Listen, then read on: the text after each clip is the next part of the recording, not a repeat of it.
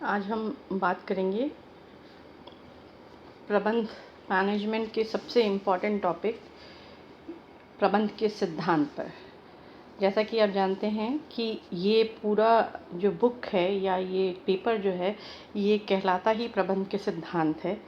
तो इससे आप समझ सकते हैं कि प्रबंध के सिद्धांत जानना कितना इम्पॉर्टेंट है। प्रबंध के सिद्धांत प्रबंध के विज्ञान के हिस्से को बताते हैं। जब हम कहते हैं ना प्रबंध कला एवं विज्ञान दोनों हैं, तो हम ये कहना चाहते हैं कि कला तो वह भाग है जो हम उसको अप्लाइड कैसे करते हैं, जो हमने सिद्धांत जाने उन सिद्धांतों को सही जगह पे सही समय पे किस तरह इस्तेमाल करना है, ये हमारी कला है। लेकिन सिद्धांतों को जानना, जो उसका विज्ञान पार्ट है, जो फैक्ट है, जिनके आधार पर उसको बनाया गया है, उनको ट्राइड एंड टेस्टेड करके बनाया गया है, वो उसके सिद्धांत है। अगर आप सिद्धांतों को सही रूप से फॉलो करेंगे तो आप प्रबंध का सही रूप से इस्तेमाल कर सकते हैं और प्रबंध आपके लिए कारगर साबित भी होगा। प्रबंध के लिए कहा जाता है कि there are two father of principles, that means management के दो जनक माने जाते हैं। उसमें सबसे पहले जनक कहलाते हैं फ्यूल। इन्हीं दो लोगों ने सबसे ज़्यादा सिद्धांतों को दिया है। सबसे पहले आए फ्यूल, तो फ्यूल ने 7 सिद्धांत दिए, और जब टेलर आए तो उन्होंने फ्यूल के 7 सिद्धांतों को लेते अपने साथ इनकॉर्पोरेट करते हुए कुल प्रबंध के 14 सिद्धांत दिए। पर धीरे धीरे जैसे जैसे प्रबंध बढ़ता गया, मॉडर्न सिविलाइजेशन बढ़ती गई, मॉडर्न टेक्निक्स बढ़ती गई, टेक्नोलॉजी बढ़ती गई और काम करने के तरीके बढ़ते गए, तो सिद्धांतों में भी और ज़्यादा इजाफा हुआ और ज़्यादा सिद्धांत बढ़ गए। शुरुआत में फ्यूल के द्वारा दिए गए 7 सिद्धांत थे, फिर हेनरी F.W. टेलर ने 14 सिद्धांत दिए, और उसके बाद धीरे धीरे जैसे जैसे हमें काम के दौरान हमें सिद्धांतों का प्रतिपादन होता गया, तो हम नए नए सिद्धांतों की स्थापना होती गई और वो उसमें ऐड होते गए। तो सबसे पहले ये जानना ज़रूरी है कि फ्यूल और टेलर के सिद्धांत कौन से थे, क्योंकि वो सिद्धांत सबसे ज़्यादा आज भी उतने ही कारगर होते हैं। हर देश में, हर कंपनी के अंदर, हर कॉरपोरेशन में, चाहे वो फाइनेंशियल कॉरपोरेशन हो, नॉन फाइनेंशियल कॉरपोरेशन हो, सब में वो समान रूप से उपयोग किए जाते हैं। इसलिए इन सिद्धांतों को ये भी कहा जाता है कि ये सिद्धांत सार्वभौमिक सिद्धांत हैं या यूनिवर्सल प्रिंसिपल्स हैं, जो सब कंट्रीज़ में एक ही तरीके से इस्तेमाल किए जाते हैं और सब जगह इस्तेमाल किए जाते हैं, इसलिए इनकी सार्वभौमिकता भी निश्चित है। तो सबसे पहला हेनरी फ्यूल का जो सिद्धांत आता है वो कहलाता है कार्य का विभाजन एवं विशिष्टीकरण का सिद्धांत, principle of division of work और स्पेशलाइजेशन। यह सिद्धांत कहता है कि जब भी हम कार्य को विभाजित करते हैं, जो कार्य हमें करना है उस कार्य को विभाजित करते हैं, तो हर कार्य के प्रत्येक भाग को जो है अलग अलग भागों में बांटकर और उनके लिए विशिष्ट ज्ञान या योग्यता रखने वाले व्यक्तियों को ही हम वह कार्य सौंपें, तब तो कार्य सही तरीके से होगा। अगर हम कार्य में दक्ष व्यक्ति को वह कार्य नहीं देंगे, उसकी योग्यता या अनुभव को ध्यान में रखते हुए उसे कार्य नहीं देंगे, तो व्यक्ति का कार्य जो है वो ज़्यादा समय लेगा। उसको पहले उस कार्य को जानना पड़ेगा, फिर उसको करना पड़ेगा, तो उसको ज़्यादा समय लगेगा। और अगर वही व्यक्ति अगर जानकार है, दक्ष है, योग्यता रखता है उसकी और अनुभव रखता है, तो वह व्यक्ति उसको कम समय में ज़्यादा बेहतर तरीके से करेगा। तो इसी बात को ध्यान में रखते हुए फ्यूल ने कहा कि कार्य का विभाजन जब हम करते हैं तो विशिष्टीकरण को ध्यान में रखते हुए कार्य को दूसरे व्यक्ति को सौंपें। दूसरा सिद्धांत जो बहुत इम्पॉर्टेंट सिद्धांत उन्होंने दिया वो है अधिकार व दायित्व का सिद्धांत। जो अधिकार और दायित्व का सिद्धांत यानी principle of authority and responsibility, ये कहा जाता है कि अधिकार और दायित्व साथ साथ चलते हैं। यानी अगर आप अधिकार दे रहे हैं तो रिस्पॉन्सिबिलिटी भी दीजिए, उतनी ही। और अगर आप रिस्पॉन्सिबिलिटी दे रहे हैं और अधिकार नहीं दे रहे तो भी कार्य संपन्न नहीं होगा। ये दोनों एक दूसरे के पूरक है, एक दूसरे के बिना काम नहीं कर सकते। अगर अधिकार है तो दायित्व होना ज़रूरी है, नहीं तो सिर्फ ऑटोक्रेसी आएगी या तानाशाही आएगी। और दूसरी तरफ यदि रिस्पॉन्सिबिलिटी है, दायित्व है और अधिकार नहीं है तो कार्य सही प्रकार से संपन्न नहीं होगा, क्योंकि वह व्यक्ति कार्य नहीं कर पाएगा। उसके पास उस कार्य को करने की अथॉरिटी नहीं है, अधिकार नहीं है। उसको हर बार किसी दूसरे व्यक्ति के पास जाके उस अथॉरिटी को लेना पड़ेगा। तो इस बात से उसका समय बेकार में ज़ाया होगा। उसका जो चातुर्य है, उसका अनुभव है, जो उसका कार्य करने का तरीका है, उन सब में जो है वो परेशानी उसको उठानी पड़ेगी। तो इस बात को ध्यान में रखते हुए हमें ये देखना पड़ता है कि प्रबंध में, अगर हम जब प्रबंध कर रहे हैं तो हम ये बात ध्यान में रखें कि जब किसी व्यक्ति को हम कोई कार्य सौंप रहे हैं तो उस कार्य को करने के से जुड़े हुए अधिकार भी देने ज़रूरी हैं, नहीं तो कार्य सही प्रकार से संपन्न नहीं होगा। तीसरा आता है वो है अनुशासन का सिद्धांत, प्रिंसिपल ऑफ डिसिप्लिन। किसी भी संस्था में अनुशासन परम आवश्यक है या बहुत ज़रूरी है, क्योंकि यह सिद्धांत ये कहता है कि अगर कर्मचारी अपने स्वेच्छा से संस्था के नियमों का अधिकारी या आज्ञा का पालन करेंगे तो अनुशासन की स्थापना होगी। संस्था के हर स्तर पर, यानी top level, middle level, lower level, उच्च स्तर पे, निम्न स्तर पर और मध्यम स्तर पर जितने भी लोग नियुक्त किए जाते हैं उन सबको नियम को फॉलो करना ज़रूरी है। उन सबको जो है कार्य करने के तरीकों को फॉलो करना ज़रूरी है। इसके लिए कार्य नीतियाँ कर्मचारियों को सब स्पष्ट में पता होनी चाहिए, उनकी जानकारी दी जानी ज़रूरी है। और सबसे बड़ी बात है कि न्याय का पालन कराना है तो दंड की व्यवस्था भी होनी ज़रूरी है। दंड की व्यवस्था से तात्पर्य ये है कि अगर कोई अनुशासन का उल्लंघन करता है या नियम का उल्लंघन करता है तो दंड मिलना ज़रूरी है। क्यों? क्योंकि अगर हम वह दंड नहीं देते हैं तो वह व्यक्ति बार बार उस अनुशासन का, उस नियम का उल्लंघन करेगा। अगर हम पहली बार में ही उसको दंड दे देते हैं, उसकी गलती की उसको सज़ा दे देते हैं, तो दूसरी बार वो गलती की गुंजाइश ख़त्म हो जाती है। तो अनुशासन का सिद्धांत ये सिखाता है कि संस्था के अंदर नियमों का, नीतियों का, उच्च स्तर के प्रबंधकों के आज्ञा का पालन जो है होना आवश्यक है। अगर हम इनको ध्यान नहीं रखेंगे तो कार्य को सही प्रकार से नहीं चला सकते, क्योंकि एक संस्था में बहुत लोग काम करते हैं। हर व्यक्ति को एक अलग व्यक्ति कार्य करने के लिए दिया जाए ये ज़रूरी नहीं है।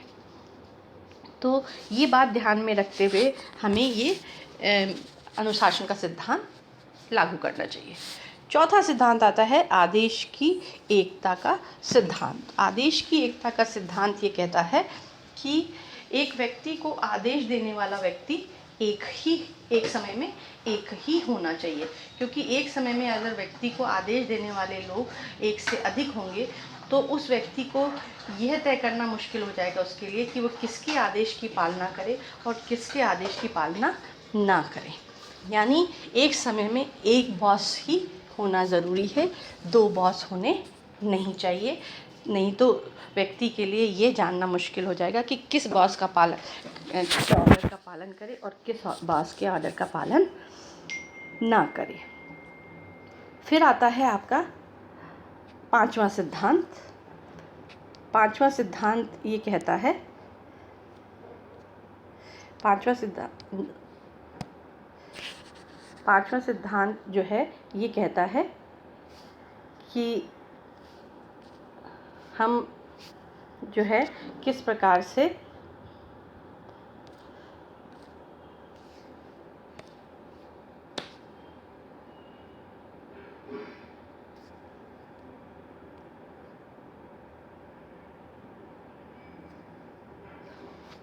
पांचवा सिद्धांत ये कहता है निर्देश की एकता का या समानता का सिद्धांत। यहाँ पर ये जानना ज़रूरी है कि principle of unity of direction और एकता के आदेश की एकता के सिद्धांत में क्या अंतर है। आदेश की एकता का सिद्धांत ये कहता है कि एक समय में एक व्यक्ति को आदेश देने वाला एक ही व्यक्ति होना चाहिए, जबकि निर्देश की एकता का सिद्धांत ये कहता है कि एक वन हेड वन प्लान, एक अधिकारी और एक ही योजना, एक योजना को हेड करने वाला एक व्यक्ति होना चाहिए। अगर एक प्लान पे 2 अधिकारी काम करेंगे तो भी नीचे वाले लोगों के लिए काम करना मुश्किल होगा, क्योंकि दोनों अधिकारी आपस में एक दूसरे से भिन्न विचार अगर रखते हैं, एक दूसरे से भिन्न कार्यशैली रखते हैं, तो उनके लिए कार्य करना मुश्किल होगा। इसलिए निर्देश की एकता का सिद्धांत ये कहता है कि वन हेड वन प्लान।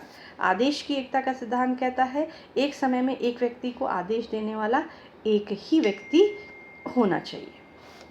फिर आता है छठा सिद्धांत, वो कहता है कि व्यक्तिगत हित के स्थान पर सामान्य हित को वरीयता देना। व्यक्तिगत हित के स्थान पर सामान्य हित को वरीयता देने से तात्पर्य ये है कि जब हम किसी संस्था में घुसते हैं तो ये बात हमें जाननी चाहिए कि हमारा व्यक्तिगत हित भले ही वहाँ पर ये है कि हम वहाँ पैसा अर्न करने गए हैं, हम मनी अर्न करने गए हैं, लेकिन वो पैसा, वो अच्छी तनख्वाह हमें तभी मिलेगी जब हमारी संस्था के गोल पूरे होंगे, और वो तब होंगे जब हम सब मिल के काम करेंगे, एक एज ए टीम जो है हम उसमें काम करेंगे, तभी वह पूरी तरीके से कार्य करेगा।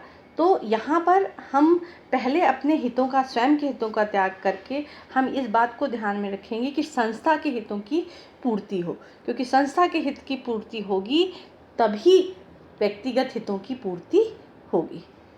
फिर नेक्स्ट जो सिद्धांत आता है, जो 7वां सिद्धांत हम कहते हैं, वह है कर्मचारियों के पारिश्रमिक का सिद्धांत, यानी principle of remuneration of personal.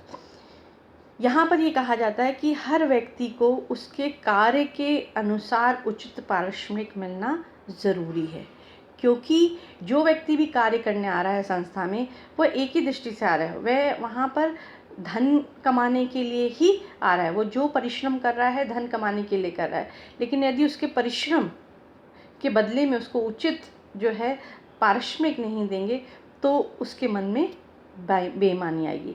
अगर कार्य से ज़्यादा पारिश्रमिक मिलेगा तो वो उसको आलसी बना देगा, और अगर उसको कार्य से कम मिलेगा तो वो उस परिस्थिति में वह चोरी कर सकता है, वो गलत तरीक़ों का इस्तेमाल कर सकता है, या काम करना बंद कर सकता है, या कम करना पड़ सकता है। तो इसलिए फ्योल ये कहते हैं कि पारिश्रमिक का भुगतान करते समय कोई निश्चित विधि बनाई जानी चाहिए, जिससे कि सबको उनके कार्य के बदले में उचित पारिश्रमिक दिया जा सके। यहाँ तक जो 7 प्रिंसिपल हैं, ये प्रिंसिपल दिए थे फ्योल ने, लेकिन फिर F.W. टेलर आए, वो भी प्रबंध के जनक माने जाते हैं, तो उन्होंने अपने 7 सिद्धांत और दिए, जिसमें से पहला सिद्धांत जो है वो था केंद्रीकरण का सिद्धांत, प्रिंसिपल ऑफ सेंट्रलाइजेशन। ये कहता है कि संस्था में निर्णय लेने का अधिकार उच्च प्रबंधकों के हाथ में केंद्रित रहना चाहिए। ये इसलिए कहते हैं क्योंकि अगर हर स्तर पर निर्णय लेने वाले लोग बन जाएंगे, अगर उसका हम निर्णय लेने का अधिकार विकेंद्रीकरण कर देंगे, उसका डिसेंट्रलाइज कर देंगे उनको, तो कार्य को सही तरीके से संपन्न नहीं किया जा सकता। लेकिन ये भी बात सही है कि संस्था में ना तो अधिकारों का अधिक केंद्रीकरण होना चाहिए और ना ही अधिक विकेंद्रीकरण होना चाहिए। क्यों? क्योंकि ये इस बात पे निर्भर करता है कि संस्था किस आकार की है। अगर संस्था का आकार जो है वो इस प्रकार का है कि वहाँ पर बहुत अधिक लोग काम करते हैं, बहुत ज़्यादा लोग काम करते हैं और कई जगहों पे वो फैली हुई है, तो हमें विकेंद्रीकरण भी करना पड़ेगा। अगर संस्था छोटी है, मध्यम आकार की है, तो केंद्रीकरण से काम चल सकता है। तो अर्थात हम ये कह सकते हैं कि केंद्रीकरण का सिद्धांत इस बात पर निर्भर करता है कि संस्था में कितने लोग काम करते हैं, उसका आकार कैसा है, उसके उच्च स्तर प्रबंधकों के हाथ में क्या क्या निहित है। इन सब चीज़ों को ध्यान में रखकर ही हम केंद्रीकरण के सिद्धांत को अप्लाई करते हैं। फिर आता है सोपान श्रृंखला का सिद्धांत। सोपान श्रृंखला का सिद्धांत ये कहता है कि प्रत्येक संगठन में उच्च प्रबंधक से लेकर निम्न प्रबंधक के बीच में अधिकारों की अखंड धारा बहती है, अतः आदेशों को देने और उसका प्रतिवेदन प्रस्तुत करने के लिए समानता इस धारा का अनुसरण करना चाहिए। अर्थात इसका कहने का मतलब है, इस सिद्धांत का मतलब ये कह रहा है कि सामान्य परिस्थितियों में आदेश और निर्देश जो दिए जा रहे हैं या सुझाव और प्रतिवेदन आ रहे हैं, उन सबको अधिकारियों के पद के अनुक्रम में ही आना ज़रूरी है। अगर हम किसी अधिकारी को बाईपास करके या उसको टालकर सीधे ऊपर वाले को दे देते हैं, तो इसका मतलब है हम प्रोटोकॉल को फॉलो नहीं कर रहे हैं। सेम स्तर पर हम सीधे दे सकते हैं, लेकिन अगर हमें ऊपर टॉप लेवल मैनेजमेंट में नीचे से पहुंचाना है कुछ सुझाव या कुछ प्रतिवेदन, तो हमें एक पद के अनुक्रम को फॉलो करना पड़ेगा। इसी प्रकार ऊपर से अगर आदेश आ रहे हैं, निर्देश आ रहे हैं, तो वह भी पद के अनुसार एक स्टेज से दूसरे, दूसरे से तीसरे और तीसरे से चौथे पर होते हुए ही नीचे तक आएंगे, तब वह सही तरीके तक लोगों तक पहुंचेंगे।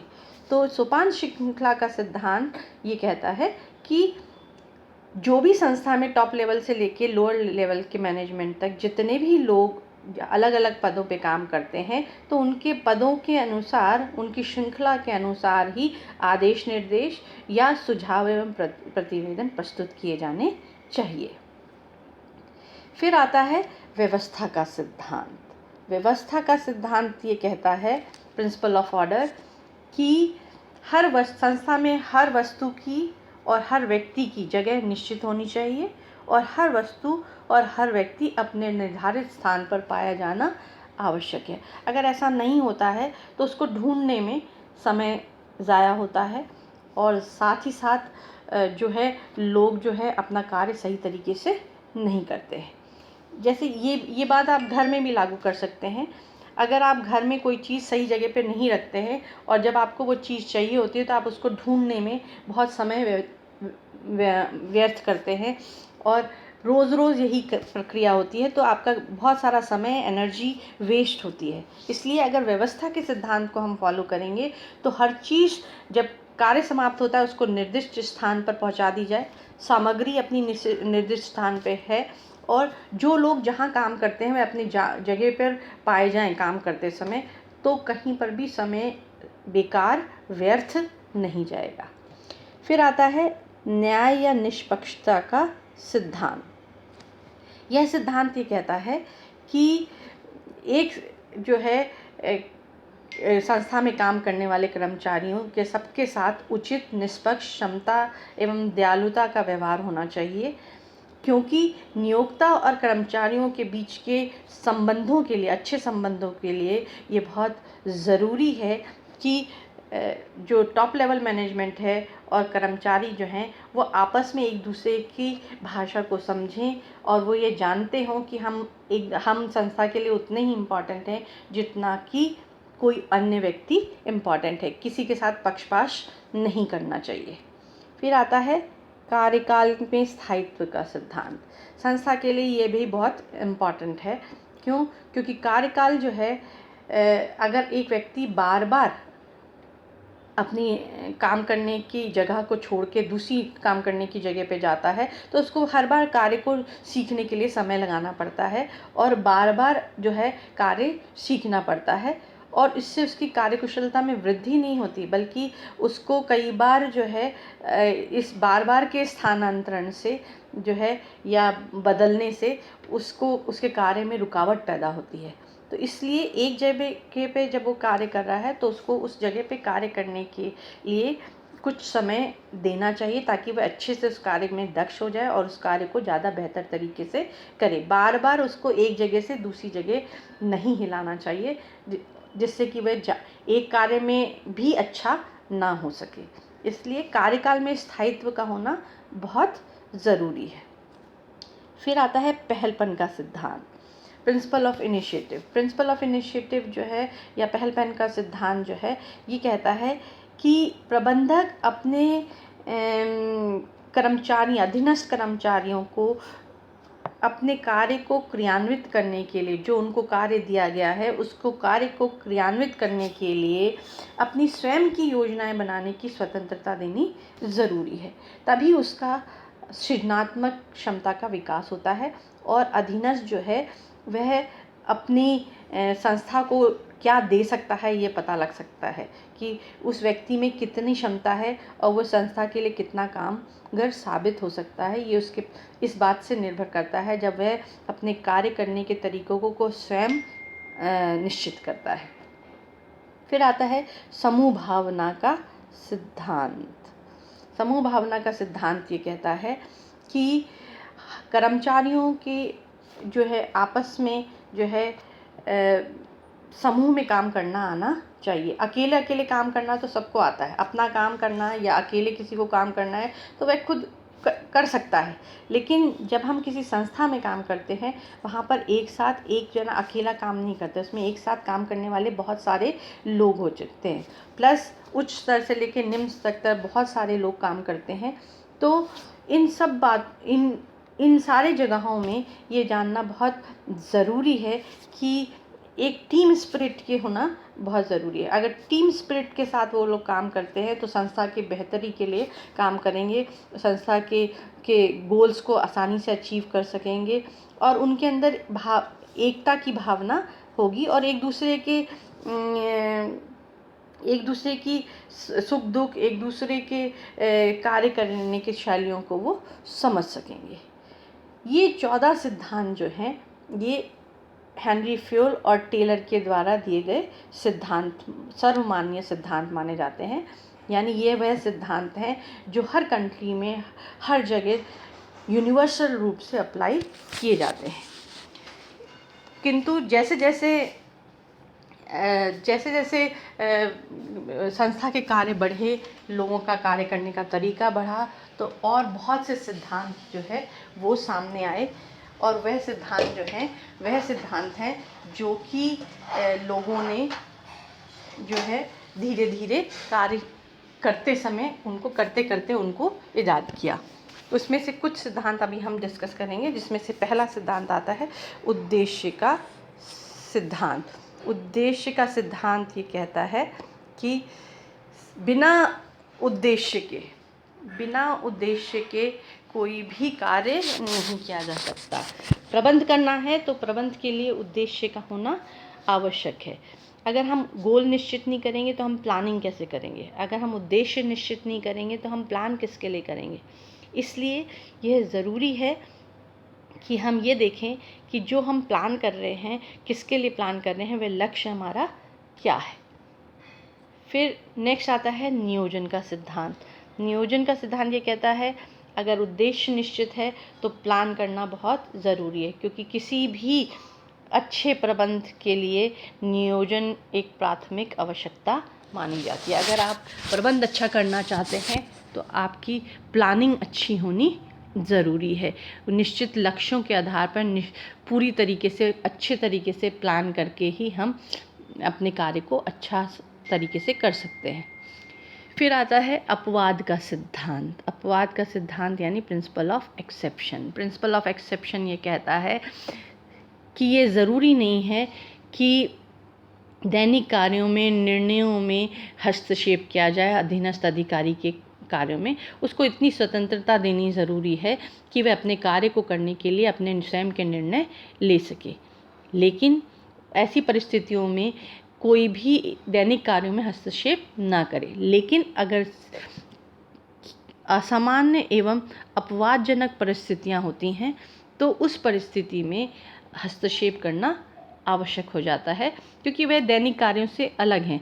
और उनमें जो है हमें ये बात ध्यान में रखनी होती है कि ज़रूरी नहीं है कि जो निर्णय पहले लिए गए हैं वे निर्णय अभी भी उतने ही कारगर साबित होंगे। तब हमें ये देखना पड़ता है कि अगर असामान्य परिस्थितियाँ हैं या अपवादजनक परिस्थितियाँ हैं तो हमें अलग तरीके से उसमें कार्य करना पड़ेगा, अलग तरीके से निर्णय लेने पड़ेंगे और वो जो है निर्णय जो है वो हमारी संस्था के लिए लाभदायक सिद्ध होंगे।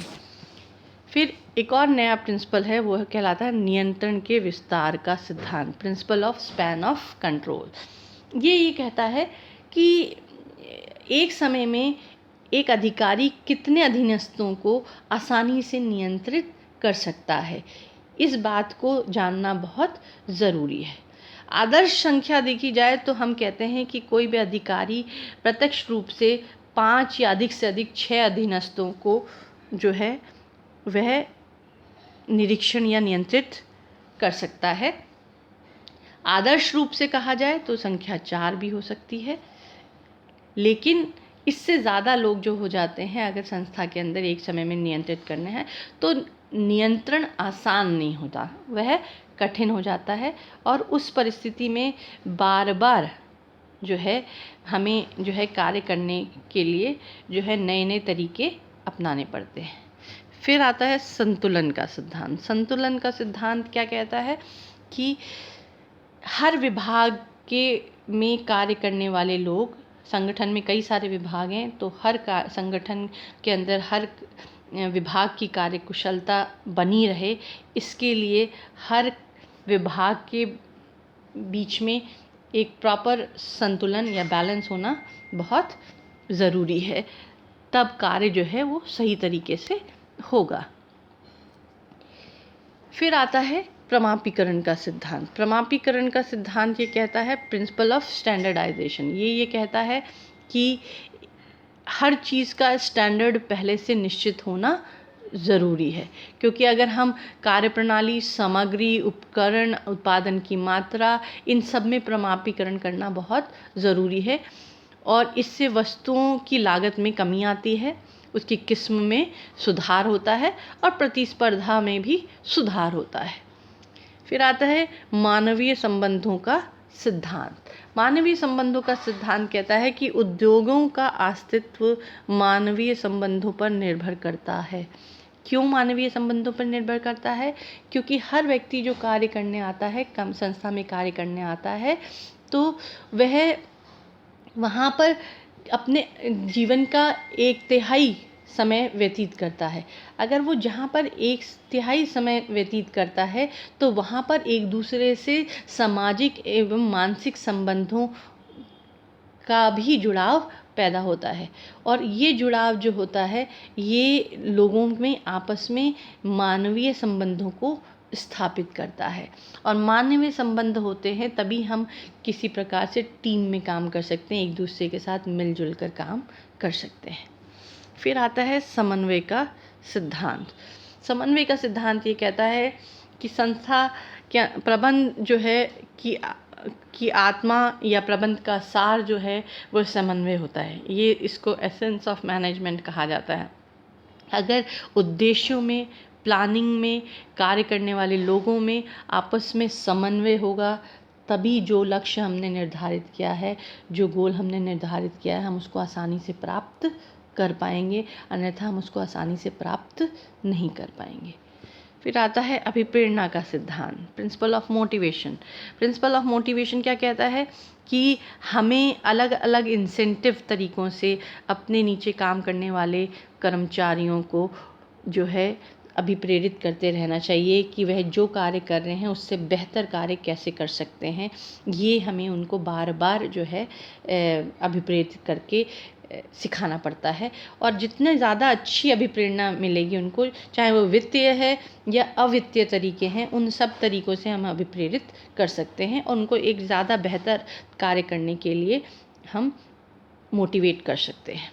फिर आता है नियंत्रण का सिद्धांत। नियंत्रण का सिद्धांत ये कहता है कि ये प्रबंधक का कार्य है कि वह ये देखे कि जो भी हमने निश्चित किया था, चाहे वो प्रमापों में, नियमों में, निर्देशों में, उनके अनुरूप कार्य हो रहा है या नहीं है। अगर उसमें किसी प्रकार के सुधार की आवश्यकता है तो हम उसमें सुधार भी करते हैं। ये कोई रिजिड चीज़ नहीं है। जब हम कार्य करते हैं तभी हमें पता लगता है कि हमने कहाँ हमारे प्रमापों में, नियमों, निर्देशों में कहाँ या कोई कमी रह गई है, तो हमें उसमें सुधार भी करना आवश्यक है। फिर आता है सहभागिता का सिद्धांत। सहभागिता का सिद्धांत ये कहता है कि संस्था में काम करने वाले हर व्यक्ति के पास ब्रेन है, दिमाग है और निर्णय लेने की क्षमता है। तो जब भी कोई कार्य किया जाता है, कोई प्लान किया जाता है, तो सबके सुझावों को आमंत्रित करना चाहिए, सबके परामर्श को आमंत्रित करना चाहिए और उनकी सहभागिता उसमें होनी ज़रूरी है। तभी हम एक बेहतर प्लान बना सकते हैं। ये बात जो है हमें देखनी बहुत ज़रूरी है। फिर आता है आपका सामाजिक दायित्व का सिद्धांत। हर संस्था का अपने समाज के प्रति भी दायित्व होता है, जिसको समय समय पे पूरा करना आवश्यक है, क्योंकि जो लोग उसके यहाँ काम कर रहे हैं, जो जितनी भी चीज़ें उससे जुड़ी हुई हैं, वे सब समाज से भी उतनी ही जुड़ी हैं। समाज, कोई भी कार्य ऐसा नहीं होना चाहिए, कोई भी निर्णय ऐसा नहीं होना चाहिए जिससे कि समाज की मान्यता, स्थिरता, एकता आदि पर उसका विपरीत प्रभाव पड़े, बल्कि समाज कल्याण जो है वो है ज़रूरी है, क्योंकि लोगों के जीवन की किस्म में सुधार तभी होता है जब हम सामाजिक दायित्वों का पालन भी करते हैं और समाज को भी, जो हम कमा रहे हैं, जो हम प्राप्त कर रहे हैं, उससे समाज को भी वापस कर रहे हैं। फिर आता है सरलता का सिद्धांत, प्रिंसिपल ऑफ सिंपलिसिटी। ये सिद्धांत बहुत ही सरल सिद्धांत है। ये कहता है कि संस्था की संगठन संरचना, कार्यविधियाँ, नीतियाँ, नियम, नियोजन आदि सरल होने चाहिए। इतने सरल होने चाहिए कि उसको समझाने के लिए, उसको बताने के लिए, उसको सीखने के लिए हमें ज़्यादा मेहनत ना करनी पड़े, क्योंकि अगर ज़्यादा मेहनत करनी पड़ेगी तो कार्य में अनावश्यक विलंब होगा, कार्य में अधिक अच्छे सरल तरीके से कार्य संपन्न नहीं हो पाएगा। तो हमने देखा कि एक प्रबंध के लिए किन किन सिद्धांतों की आवश्यकता है। अगर हमें एक अच्छा प्रबंध करना है, सुदृढ़ प्रबंध करना है और हम अपने लक्ष्यों की प्राप्ति करना चाहते हैं और सही समय पे सही तरीके से करना चाहते हैं, तो सिद्धांतों का पालन अगर हम करेंगे प्रबंध में, तो हम कह सकते हैं कि हर कार्य जो है हमारा सही प्रकार से होगा। अन्यथा हम ये भी कह सकते हैं कि कार्य जो है वह सही होगा या नहीं होगा, हम कुछ नहीं कह सकते।